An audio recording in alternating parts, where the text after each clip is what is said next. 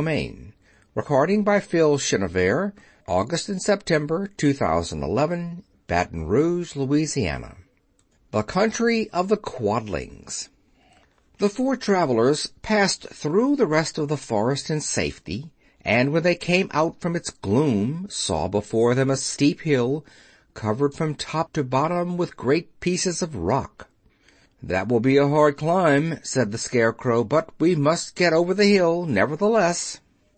So he led the way, and the others followed. They had nearly reached the first rock when they heard a rough voice cry out, "Keep back!"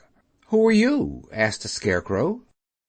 Then a head showed itself over the rock, and the same voice said, "This hill belongs to us, and we don't allow anyone to cross it."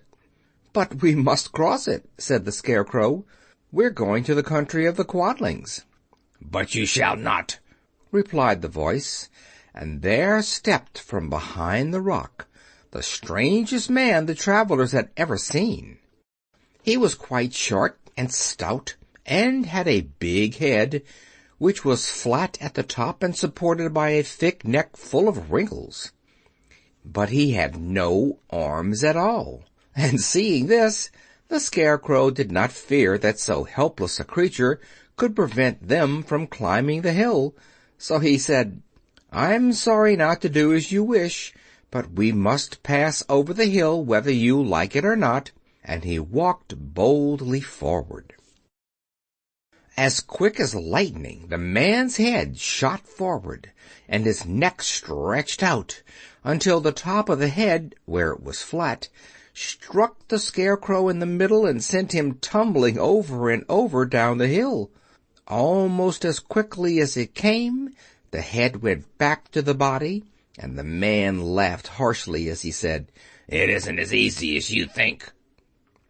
A chorus of boisterous laughter came from the other rocks, and Dorothy saw hundreds of the armless hammerheads upon the hillside, one behind every rock. The Lion became quite angry at the laughter caused by the Scarecrow's mishap, and giving a loud roar that echoed like thunder, he dashed up the hill. Again a head shot swiftly out, and the great Lion went rolling down the hill as if he had been struck by a cannonball. Dorothy ran down and helped the Scarecrow to his feet, and the Lion came up to her feeling rather bruised and sore, and said, "It is useless to fight people with shooting heads. No one can withstand them." "What then can we do?" she asked. "Call the winged monkeys," suggested the Tin Woodman. "You still have the right to command them once more." "Very well," she answered, and putting on the golden cap, she uttered the magic words. The monkeys were as prompt as ever, and in a few moments the entire band stood before her. "What are your commands?" inquired the King of the Monkeys, bowing low. "Carry us over the hill to the country of the Quadlings," answered the girl. "It shall be done," said the King, and at once the winged monkeys caught the four travelers and Toto up in their arms and flew away with them. As they passed over the hill, the hammerheads yelled with vexation and shot their heads high in the air, but they could not reach the winged monkeys, which carried Dorothy and her comrades safely over the hill and set them down in the beautiful country of the Quadlings. "This is the last time you can summon us," said the leader to Dorothy. "So goodbye and good luck to you." "Goodbye, and thank you very much," returned the girl, and the monkeys rose into the air and were out of sight in a twinkling.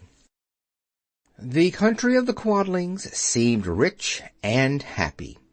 There was field upon field of ripening grain, with well-paved roads running between, and pretty rippling brooks with strong bridges across them. The fences and houses and bridges were all painted bright red, just as they had been painted yellow in the country of the Winkies and blue in the country of the Munchkins. The Quadlings themselves, who were short and fat and looked chubby and good-natured, were dressed all in red, which showed bright against the green grass and the yellowing grain. The monkeys had set them down near a farmhouse, and the four travelers walked up to it and knocked at the door.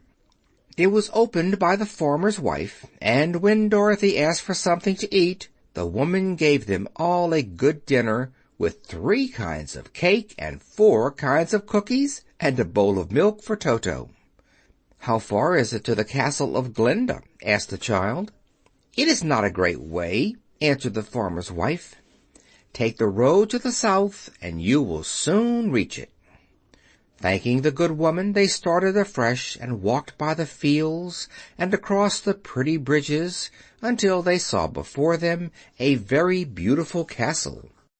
Before the gates were 3 young girls, dressed in handsome red uniforms trimmed with gold braid, and as Dorothy approached, one of them said to her, "Why have you come to the South Country?" "To see the good witch who rules here," she answered. "Will you take me to her?" "Let me have your name, and I will ask Glinda if she will receive you." They told who they were, and the girl soldier went into the castle. After a few moments she came back to say that Dorothy and the others were to be admitted at once. End of chapter 22.